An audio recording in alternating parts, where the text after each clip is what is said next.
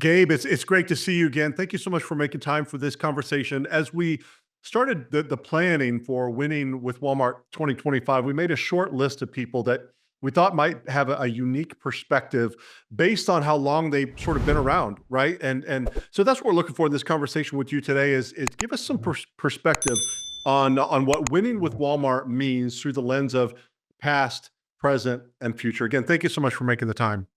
Yeah, man, my pleasure. Thanks for having me. And that was such a wonderfully delicate way of saying, "Holy smokes, Gabe, you're old." And it just doesn't feel like that long ago. I felt like the young person in the room, and now all of a sudden, here you are telling me on the screen, recorded, that I'm old. And so I would be offended, but it's kind of true. So there's no reason to get offended at that, huh? I wonder every day when it was exactly that we began to become the wise old men. But for Old those lady. of you, yeah, for those of you, for those of us rather that don't know you, talk a little bit about your career path and talk about the journey, professional journey that led you to One World Sync. Yeah, sure. So let's see. I guess I should start at the beginning. In high school, I worked at Walmart, and that that introduced me to retail. And I grew up in a small town in Northwest Arkansas, and there weren't a lot of job opportunities for high schoolers. And Walmart was such a great place to start. And Walmart was still Yeah. young, and Supercenter was still a new idea. In fact, at the time, Walmart wasn't necessarily sure that Supercenter was going to be a go forward idea. Still somewhat in testing, and hypermarts, if you remember those, and some other Yeah. formats were out there being tested, and it was just wonderful. Walmart provided such an opportunity for to be entrepreneurial in the store setting. We had a phenomenal store manager, and so worked there. And then after college, really didn't think I'd be in retail or CPG, any of those related fields. And but after college, I was finishing up grad school and waiting tables, and some people from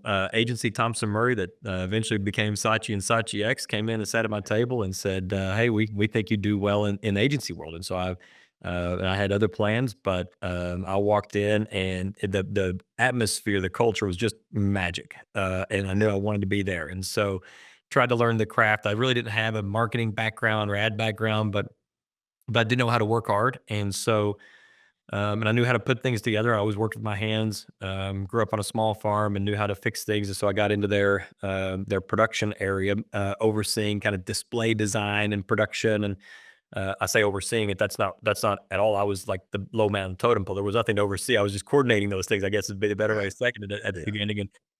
But I understood how those things went together, and that you can't, do a complex curve with cardboard and things, just simple things. And started servicing our large account at the time. It was Procter and Gamble, and cut my teeth with Procter and Gamble. There's so many people that took time to teach, and I'm so thankful for so many people at what became Saatchi and Saatchi, and at Procter and Yeah. Gamble, and other suppliers that just took time to teach. And my parents had tried to instill a practice of curiosity in me, and I was so willing to learn and desires to learn, and they took the time. And so I moved on from kind of the production area into account management, and then oversaw our relationship with Walmart among many other brands. And so I had the brand side under kind of one area, and Walmart, the retailer on the other area, another area. That was really fascinating to see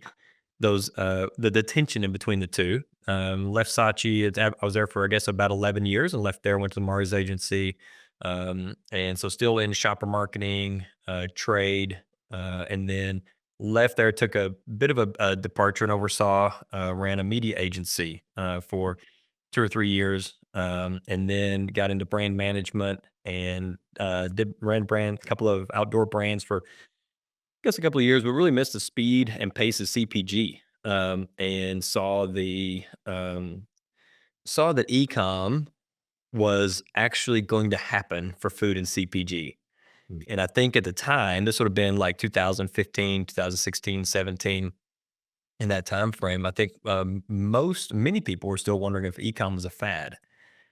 I just couldn't get my arms around ecom being a fad. I knew for me, I would so much rather go step out my front door and get the box than walk into a store. And Yeah. so for a lot of things. And so Then when Walmart launched OGP, which is now OPD, the grocery pickup and delivery platform, it just became clear that I wanted to be back in CPG, back in that velocity, and also just that I knew that an industry was going to blossom around how now do we sell food, CPG, and ecom as a real and legitimate endeavor.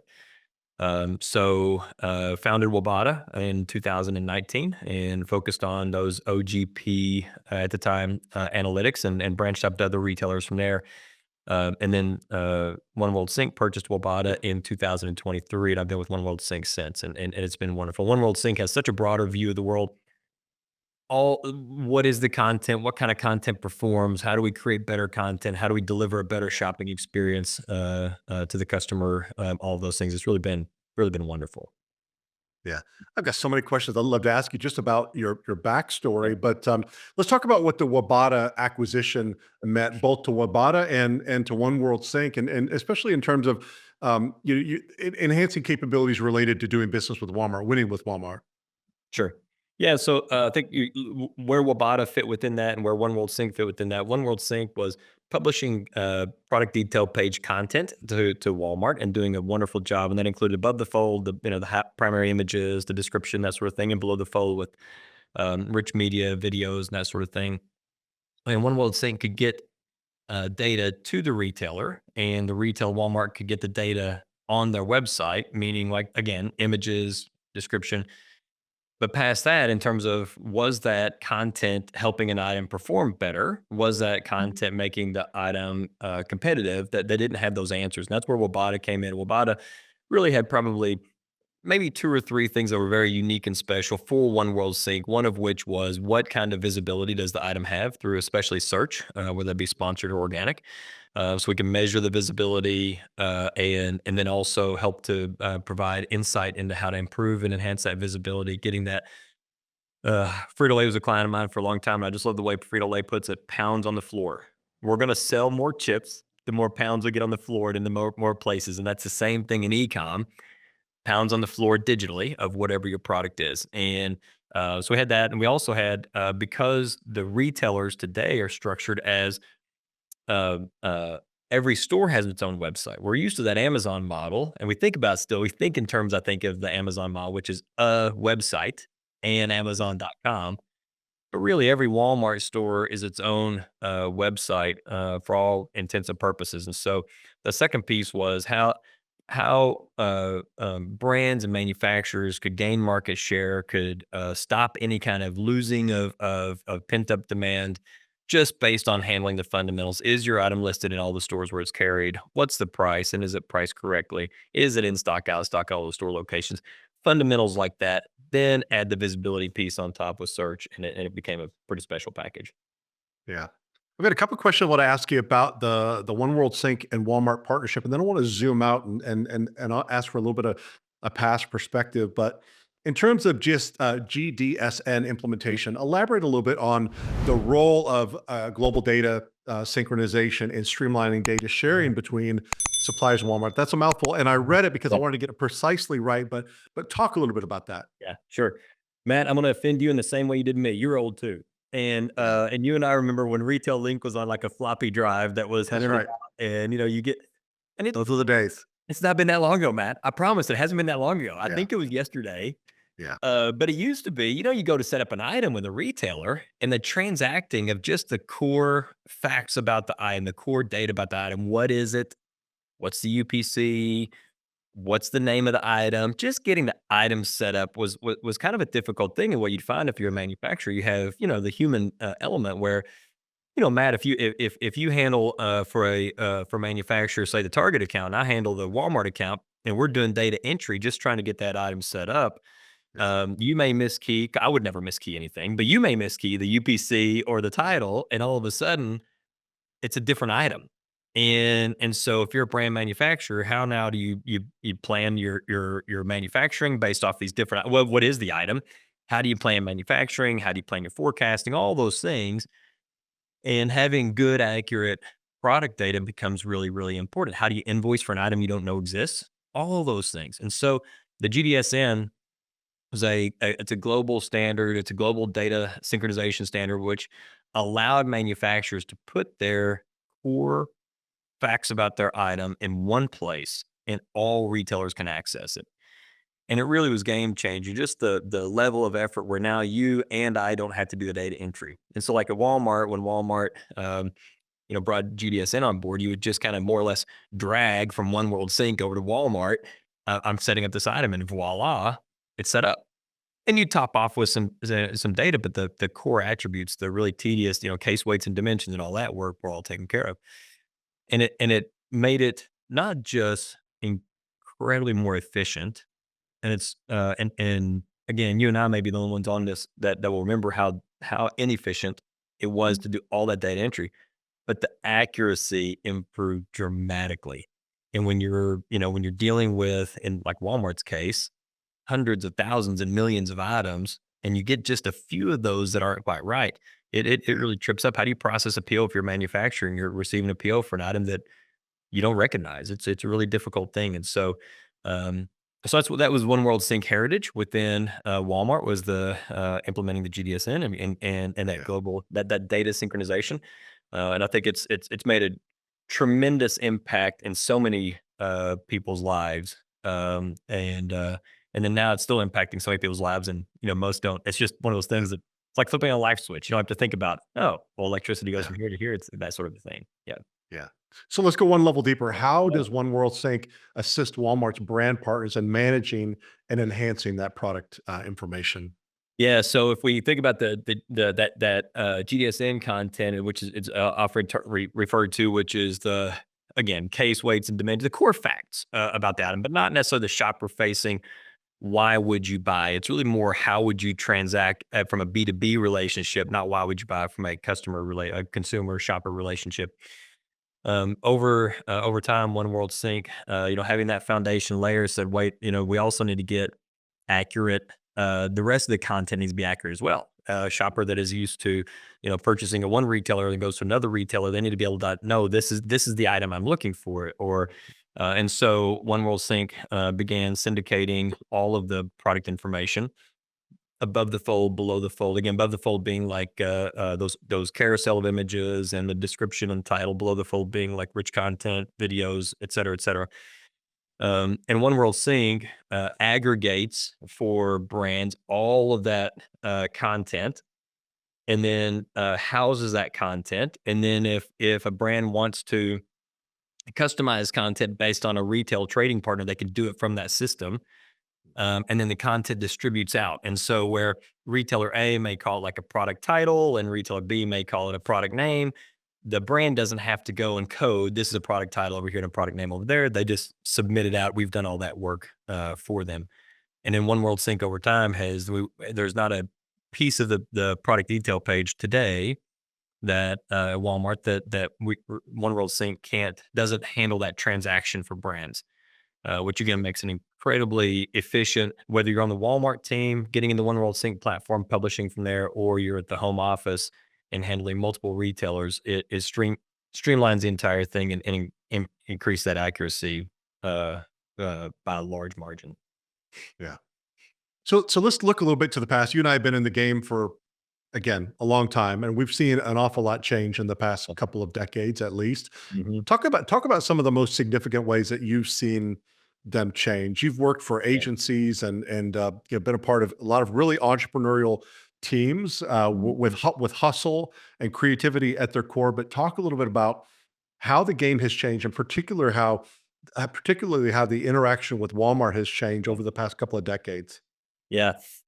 I think, one of the, gosh, Matt, there's so many. We should sit down with a cup of coffee for this for like 7 or 8 days. It's like a seminar, right? Yeah. I think in short order, when I started my career, it really was you talk to the merchant, and that's about it, the buyer. And you had the relationship with the buyer, and you had, replenishment with your replenishment team. But really the buyer was the centerpiece, and it still is for so many things. But I think the integration, the entanglement between a manufacturer and Walmart has just increased immeasurably. And so you've got part of, if you're a manufacturer and you've got a larger team, you've got people working on the same brand who talk with folks at Walmart, and never the twain shall meet. It's like they may not even be in the same building that and likely are, and then they may never walk past each other's desk and that sort of thing. And I think that's a really interesting development over the last several years is just how entangled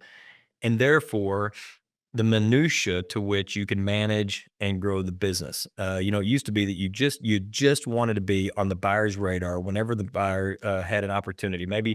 Maybe someone said, "Hey, I've got this product coming in." A buyer next to them, "I've got a product coming in. It's going to fill an end Yeah. cap. It's going to be late. Does anybody have something they can sub in really fast?" And you wanted to Yeah. be the supplier that got that call of the buyer next door saying, "Oh my god, I've got an end cap available. Can you fill it?" Yeah. And we would, often think about how do we make sure we're on that call? Well, now it isn't just a buyer call, it's a marketing call, it's a e-com call, it's a replenish they're all these calls, it's a content team call. The entanglement's just really interesting of the how Walmart has opened up that test and learn and all that. I think another thing that has really shaped the way that suppliers and Walmart do business is maybe a little heresy, but Walmart, many would say, has moved away from the EDLP, EDLC model Mm. and the two-way transfer of dollars has really been interesting to me. And where it used to be that if you're a supplier, you send goods and Walmart sends dollars your way. Mhm. Now you send goods, you send marketing, you spend money with Walmart, and there's a two-way transfer of money. And I think that's very interesting, not to mention, the, OTIF and all of that, but the expectations for how to approach Walmart is very different. And so if when I started my career, if you took some of the best Walmart salespeople then, from a brand perspective or supplier's perspective, Yeah. and who'd retired then and then dropped them into a role today, the learning curve would be very steep because the business is so different today. There's Yeah. so many different parts to manage, different people, different relationships. The P&L doesn't look the same at all. It used to be how Right. many products, how much do we get paid? Maybe a markdown line in there somewhere, and it's just very Yeah. different today. And that changes. It's a the business is just different today. It's And, funny you say that. I laugh all the time and say, I've been gone 20 years. I couldn't get a job answering phones at Walmart today because the game has changed so much. It's absolutely true. yeah. Retail Link changed the game. If you work for a CPG company and you were aligned with any other retailer but Walmart, you were just dumbfounded by how transparent the relationship was. I'd love for you to talk a little bit about that evolution of data sharing between Walmart and their suppliers and how the process of data synchronization with Walmart has evolved over the years. Yeah, yeah. Matt, it's so interesting. Again, I said at the beginning, you and I both remember retail link data being shared on a floppy drive and Yeah. how crazy that was at the time.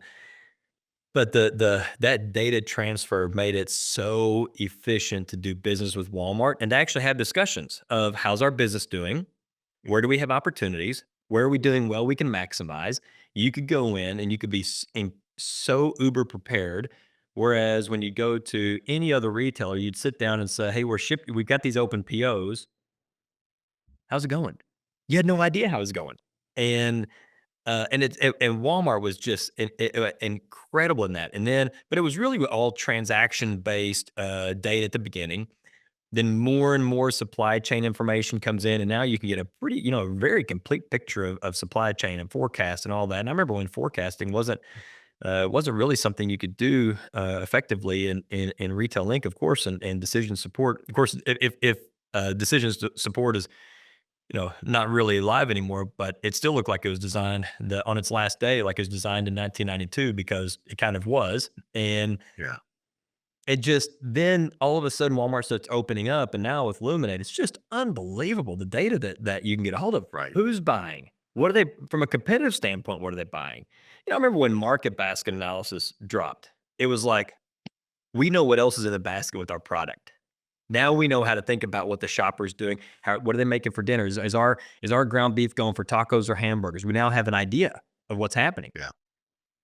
Now who's buying our product versus theirs? What kind of substitutions are happening out there? Who are first time buyers, lapsed buyer? All this information, just again, it's that breadth that has just that really expanded, and it has created a real paradox for suppliers, because not only does it cost for the data now, but we've kind of understood the financial model of having a team assigned to Walmart, Right. and that financial model changes even if there was no cost for all of the data that's available in Illuminate to be able to ingest, house, analyze, harmonize all that data. There's a real cost to that. And Yeah. and so that cost benefit, we don't yet know how that cost benefit weighs out perfectly as a supplier community of, where is the bang for the buck and how you get those quick wins, and then where do you really start to mine to differentiate, because quick wins, those are by definition gone quickly, but then everyone's doing those. So what's the next thing? And how much do you have to invest, and what kind of people and personnel do you have? And I think it's one of the things that Matt, um, you and I have watched so much change in just the structure of teams in market, not to mention the teams outside of the Northwest Arkansas market, but in market. And I think we're going to continue to see that. I think we'll see much more data science in market. We're starting to see a little bit of that already, but really a good focus on data science and analytics in market. Very high quality machine learning coders and programmers in market. I think all that has to happen with the data that's available just to find, man, if you can just move the needle with Walmart a percent or two, you can make your year for your company. Yeah. So it's worth it in a lot of cases. And I think that we're going to see a lot more of that. It's fascinating to be alive today. And just fascinating. Absolutely. I always enjoy our conversations because you are one of the few people, and I mean this in all sincerity, that will say things as they are. I've not found very many people who would say out loud what I agree completely with, and that is that Walmart cannot honestly call themselves an EDLC retailer anymore in the way that they're monetizing data, the way that they're monetizing media, the way that they're finding suppliers. The game has completely changed. So my question to you is, how are teams winning? Talk about the teams that are best adapting, without naming names, of course, but what's working? Yeah. Yeah. Well, I think, first off, in all of life, the people make the difference. A good old Sam Walton core value: the people make the difference, and it still is the case that finding the people with that entrepreneurial spirit to kind of uncover what it is that is unique, what can be leveraged, where are opportunities. People make the difference. The relationships make the difference. That's hard. It's hard to stay in there day after day when you're, some categories your merchant is. I think they're 12 years old and they changed every 6 months, and so it's hard to stay in there in that relationship. It really makes a difference. Walmart is more informed than I've ever seen them before. The people on the front lines at Walmart are more informed also, and so bringing information with information has such a high return. And so the teams I see that are really making the biggest difference, they're looking for new opportunities to entangle, and they're thinking about these maybe smaller areas like, okay, Walmart. I give you a good example. This is there's nothing new here because it's been years. Small format. Just looking for little opportunities, like small format. How are we going to win in small format? And that ship has sailed, granted, but Walmart's looking at other test and learn opportunities. And there's a lot of times a hesitancy and I want to wait to see if this works.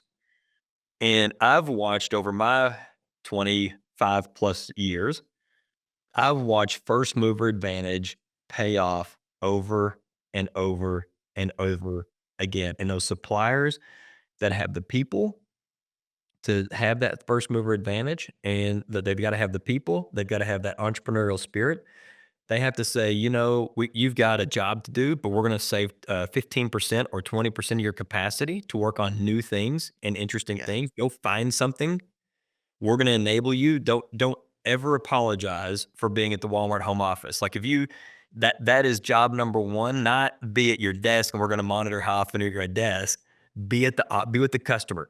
It's the principles haven't changed. Who you apply those principles with have, and if you're and you have to have those things so you can identify ideas, evaluate which ideas are just ideas versus, hey, we should do this, and then activate on those ideas and get that the buy-in from the customer at the same time. The principles are the same, which is wonderful. And I think that's one reason that I have hope that I can still work next year is that I'm still curious and passionate and all that, and so maybe that will still carry the day. But it Yeah.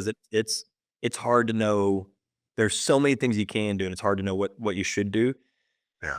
And but there are those principles help to weed a lot of that out of just, having good people, having a little bit of capacity to think about it, customer intimacy. Hey, this is the next best move for us. Yeah. Not to chase the tangential, but, again, looking to the past 20 years ago, really the only thing that was limiting Walmart's growth was just a lack of bench strength. Yeah. They didn't have the leadership in place to pursue every good opportunity. And that's something that's very different today. Walmart has definitely got the capital, but they've also got the bench strength and the ability and the will to experiment and iterate and just try new things. So I let's want to make one point about that, which is so please. fascinating, and you and I both experienced it and noticed it when all of a sudden Walmart, by definition, Rogers and Bentonville, Arkansas, can't have a monopoly on great talent. They're just from a market size, and by definition, but that was the recruiting sphere for so long. Yeah. And when that recruiting sphere started to open up, and Walmart, I think, kind of said, "Hey, wait a minute, we're top 1% company in the world. Yeah. We should only hire top 1% people." Mm, And it changed. yeah. And the level of it's just a whole different world. The level of intelligence is just so dramatically different, and the level Yeah. the background experience is so different, so rich, when you work with Walmart today. And it's always been I've always just really enjoyed Walmart as a customer. They've always been very good to work with from where I sit, and nothing has changed, in that regard, and I really enjoy the rich experience of the people today. Yeah. Well, again, it's changed so much. I mean, I think back, 25 years ago, people would come to Northwest Arkansas from headquarters kicking and screaming. And then we would joke about, they said they were here for a few years and they wouldn't want to leave. But Yeah. this is really becoming the brain trust. I mean, you've got the best and the brightest that are right here. And people are, unapologetically Mhm. just excited to be a part of this ecosystem. Let me bring it back to winning with Walmart, and let's talk about what One World Sync is doing to sort of empower Walmart suppliers to win with Walmart. Yeah. The capacity is no one sits around and says, "Gosh, I really have nothing to do." At least I don't know those people. And One World Sig does such a good job of helping to give capacity back in the system. And so for us, it really is the entirety of the PDP. And you think about how central the PDP is for the product detail page for any kind of transaction. And maybe we should back up a little bit. We have always thought about packaging and shelf placement as being the primary factors in are you going to sell or not, Mm, and that's still the case in store. And now when we move online, that is still the case. What's your packaging, which is the product detail page? What's your positioning, which is how you show up either in the category pages or on search? That's the world in which One World Sync operates. Is making sure that packaging is attractive and converts, so it gets noticed, it's seen, it gets noticed, and then there's a reason to go ahead and click that add to cart and convert. And so what that looks like from us for a few things is everything on the PDP. We talked a little bit about the above the fold content and helping with that. We don't just house and syndicate, but we also have resources to help make that better, get the best photography possible. Make sure that information is accurate. Then going below the fold and really easy tools to build out, rich content. Then even scrolling on down and raise reviews. When we bought Power Reviews about a little bit over a year ago, and that's been a wonderful acquisition for us because ratings and reviews are so important. And I mentioned food a little bit ago in e-commerce, and that e-com is still kind of a new idea in food. Well, for most food categories, when you're searching Walmart, the only time the star rating and the number of reviews shows up is if you're sponsoring the keyword. And I can't tell you how many times I search for something and up pops a sponsored item and it's got a 2-star review. yeah. Well, if I'm searching for something, I don't know what I want yet, probably. It's still a jump ball. And if it's a jump ball, I'm open to ideas, but I'm not open to a 2-star idea. I've got 5-star appetites, and I don't want a 2-star idea. And so that is a hindrance to conversion if you're not really thinking about your ratings and reviews. But that entirety of the PDP, getting the content right, making sure it stays right, and having that seamless integration back and forth with Walmart. And Walmart's made so many updates to like their API over the years, and One World Sync's been on top of that. We've just Walmart. I think it's no secret they've over the summer launched the OmniSpec 5, if I remember right. And we've been, category by category, making sure that all of that API connection is solid, and every category's attributes and categories differ, of course. And the desire from Walmart and of course from us is that there's no need to ever go into supplier one and top off content, that it all flows through the system. So it's all housed in one place. Brand management can see it.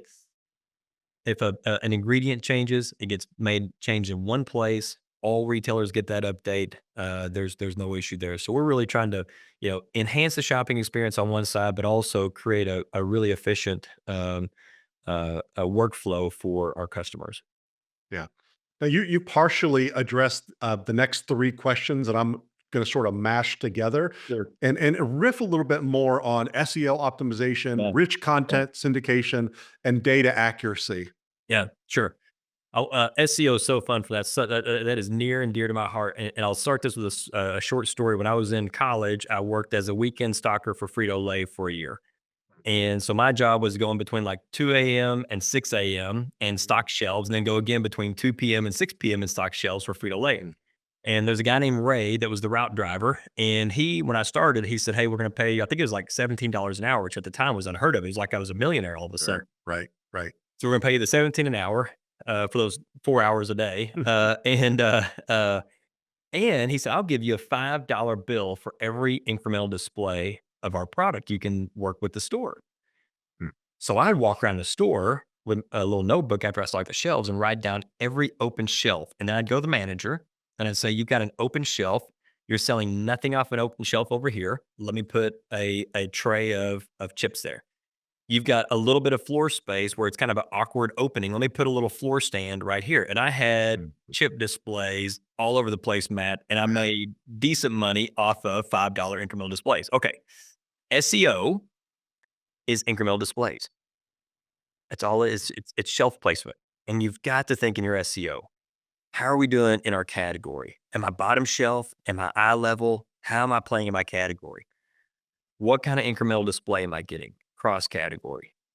And SEO is so important. That is exactly where jump balls happen. That's exactly where you have opportunity. People searching for Taco Tuesday, and lo and behold, a 2 liter of Coke pops up, or they're searching, or it's the tortilla I hadn't thought of before, or what had. That's where jump balls happen. And so SEO is critical. We have an incredibly unique algorithm in how we address SEO, and we think about SEO. SEO traditionally has been like our parents or grandparents trading stocks. It was buy IBM, hold it, retire, sell it, Yeah. live off of it. Mhm. Now we think about stocks as, hey, we need to play the market a little, and as we think about SEO in the same way. We're very opportunistic in SEO, and it yields incredible dividends for our customers. But SEO is critical, and the thing about SEO is you can buy your way in through sponsored search, but no one has unlimited funds. We always say, work with your merchant wherever they'll give you a ranking, go get it. Then try to win it through SEO. It's super cheap and easy. And lastly, if you can't win it one of those two ways, go buy it and spend, spend, spend, but spend where you can't win it more efficiently through SEO over to the merchant. Um, so Matt, I've done a terrible thing. You had a 3-part question. I got too excited Yep. about the first part and forgot the second two. So you address SEO, talk a little bit about rich content Yeah. syndication, and Yeah. then the third will be data accuracy. Yeah, yeah, sure. So, rich content, I'm still amazed at how many don't think about rich content as a tool to convert. And one of the nice things about retail today, it's become so easy to purchase with, like the Amazon buy it now. We're not talking about Amazon, but Walmart just add to cart from the search. And the majority of purchases, low consideration purchases happen from that search page, or they really happen from, what did I buy last time? Now let me search. Now let me really explore and discover. And so rich content is and has got to be considered for a conversion. Again, we're talking about jump balls. We're just trying to find a percent or two here, percent or two there. So we're noticed and somebody clicks in, and that rich content to create an experience, whether it's, recipes and food, or whether how to hook up a TV and how easy it is to use this wall mount in electronics. That rich content is critical for conversion.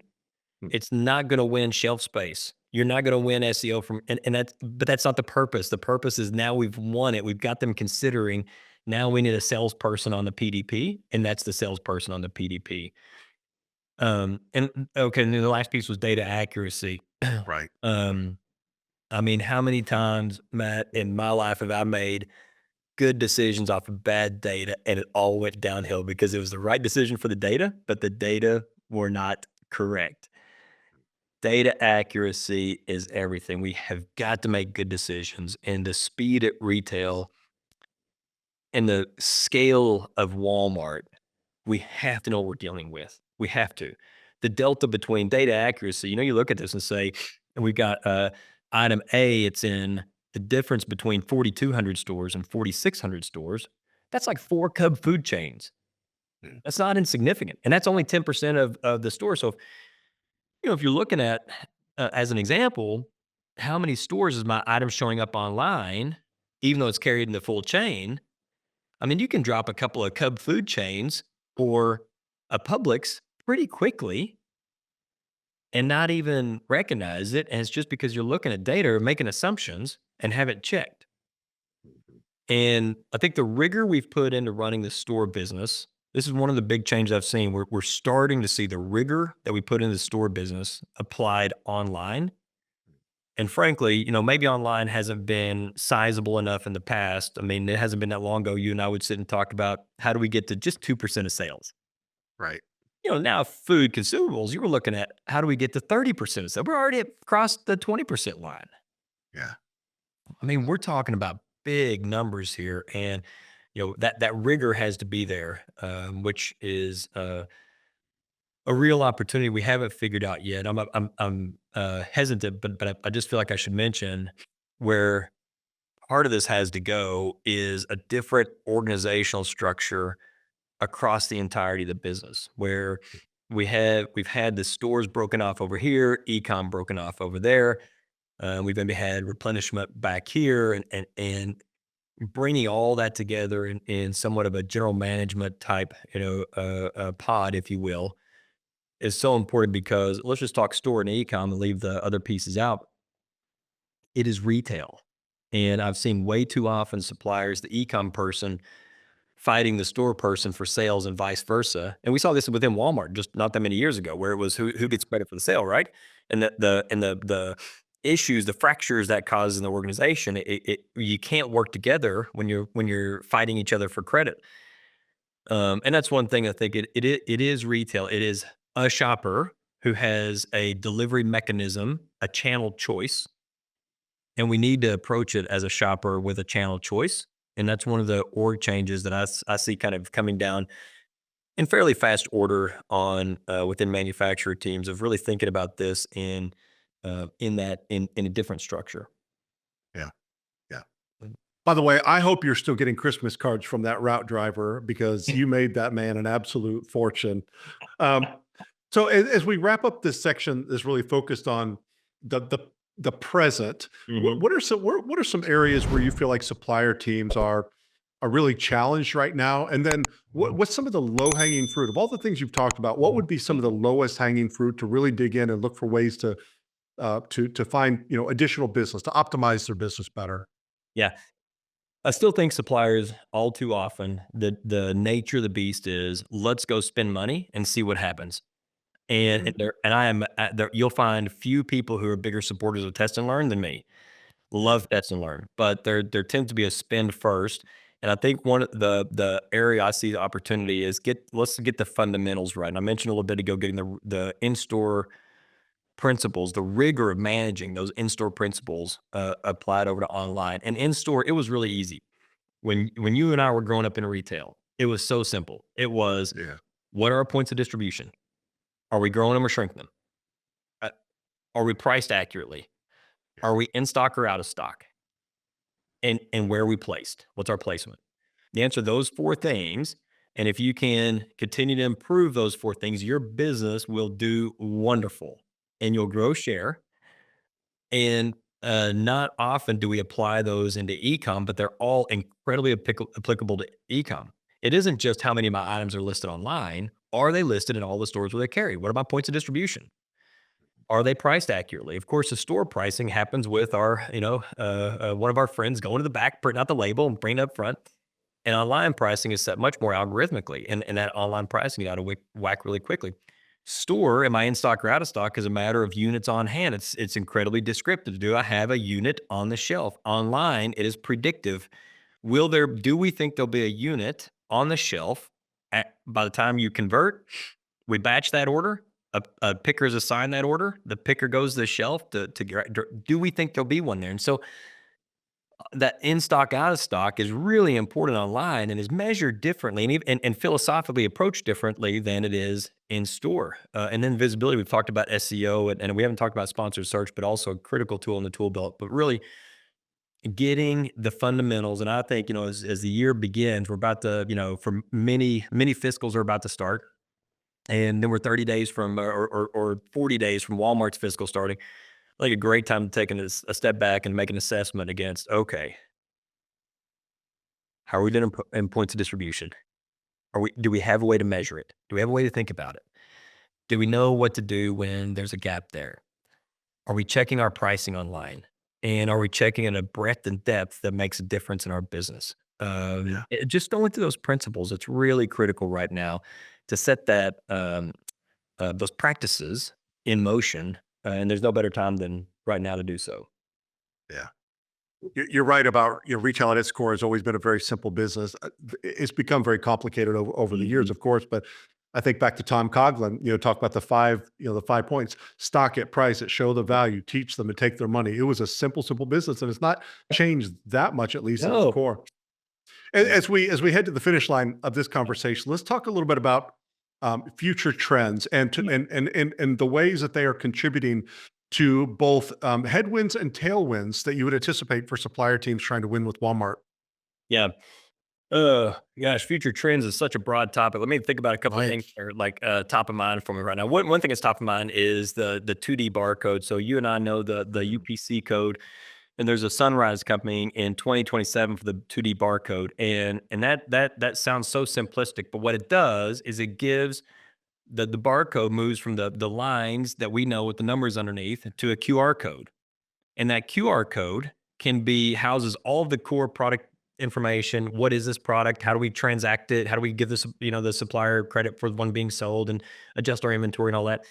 But it also includes the ability to now connect with your customer in a different way. And so you can all of a sudden pull it up and get product information, or you could pull it up and get a brand experience, or you can maybe while you're at your house, I'm running low in milk. Let me just hit this real fast and add it to my cart really fast. There's so many ways with just a 2D barcode. And that's such a uh, almost binary pedestrian idea, given that we're in the early stages of what AI does to shopping. But I think, fundamentally what we got Walmart has given that they've gone through the real estate game. There's no more real estate. There are no more shoppers really to get access to. They got access to all the shoppers from physical standpoint. Then as I got into online, it was how do we get all the items? And they do have items and brands that they could still add online, but with marketplace, they've got the items. Mhm. Then it's like, all right, how do we get the delivery figured out? Whether it's someone comes to the store and fulfills themselves, or we put it in their trunk, we deliver it to their house. The delivery, we ship it to their house. The delivery is getting sorted out. The area that is maybe not as well developed is experiences and solutions. And so, you think about Amazon for items and Walmart for baskets. And baskets is a basket is closer to my Taco Tuesday family night than an item is, but it's not my Taco Tuesday family night. It isn't the what are my missing ingredients for this recipe. So there's some of these experiences and solutions I think is what we're going to see next. And trying to conquer, go from baskets to solutions, baskets to inspiration for the retailer. For the brands, it is we've got to continue. Brands have never had it easy. There's always been a reason to trade down or trade across, Yeah. but it just gets harder and harder. And how do you really maybe communicate and create experiences for your brand lovers that's differentiated? I think that with AI and VR and it's becoming so real where you really can have a segment. If you're just a casual observer, follow us on TikTok. We love casual observers. If Yes. you love us enough to buy our product, come to the latest who's hot Taylor Swift concert by scanning our package Yeah. and sit in your room, in your living room, and have a Taylor Swift concert experience just by scanning our package because you liked us enough to buy this. And Yeah. these experiences, I think we're going to see a lot more of this in retail. So that's kind of a one end, the more, maybe happy, optimistic end. We're going to run out of time. You're starting to get fidgety, and I don't blame you because you know me, I'll talk. The other piece I think we got to be conscious of is um, we've had our we had a shock to the economy and with COVID, but we've seemed to have gotten through that fine. But you just look through history, and we've been alive long enough to know that the economy doesn't always go up. And Mhm. so at some point, and interest rates, where Fed's reducing, but so the short term rates are increasing. Something's going on there. You just look in economic. I think there is an opportunity to put in place right now. Everyone should have, similar to how you'd have a disaster recovery plan for your files and folders, or a plan for what you do in case of fire at your house. Everyone needs to be thinking about what's our plan if the economy starts to go south. How do we grow our business? And think about this: when the economy turns down, it will not go up forever. And I Mhm. don't want to be a harbinger of death on that, but it will not go up forever. It doesn't mean that it will have a big dip, but we will, and we know we will. And we know there are practices that have been successful in the past. And so having a playbook for, hey, if we see these indicators, it's time to do this, this, and this, because it's such an opportunity to grab market share. Yeah. Economy, it turns. The worst thing for market share is steady every day. Mhm. The best thing for grabbing market share or losing are turns. And so I think that's one of those areas that we've got to be really thinking about as well. Yeah. As I prepared for this conversation, I went to ChatGPT and I said, look at Gabe Wight's LinkedIn profile, look at One World Sync, and generate 30 questions that would be relevant to a conversation about winning with Walmart through the lens of past, present, and future. And voila. What does that mean for CPG companies that are trying to grow share into the next months and years ahead? Matt, it's so interesting. I took a Google AI coding class because I know I'm behind. I remember like 1982, probably, or 83. I was little, and I remember my dad being like, "Oh, this VCR. How do I ever figure this VCR out?" I remember Yeah. that. And I was thinking, and in my entire life, I thought I'll have my VCR moment where all of a sudden the technology just feels like it can't be grasped, and I got really nervous that AI was going to be that VCR. It was going to be my VCR. So I took a Yeah. Google AI class. It doesn't mean I learned anything. I try to incorporate AI because it is amazing to me Yeah. the quality and how we can get from 0 to 80% like that.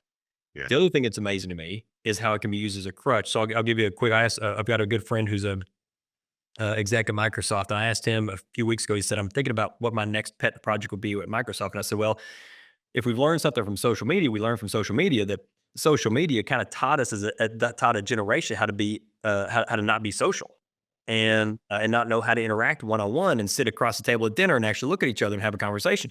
So the question is for artificial intelligence, how do we use artificial intelligence but keep it from keeping us from being intelligent, from killing our intelligence?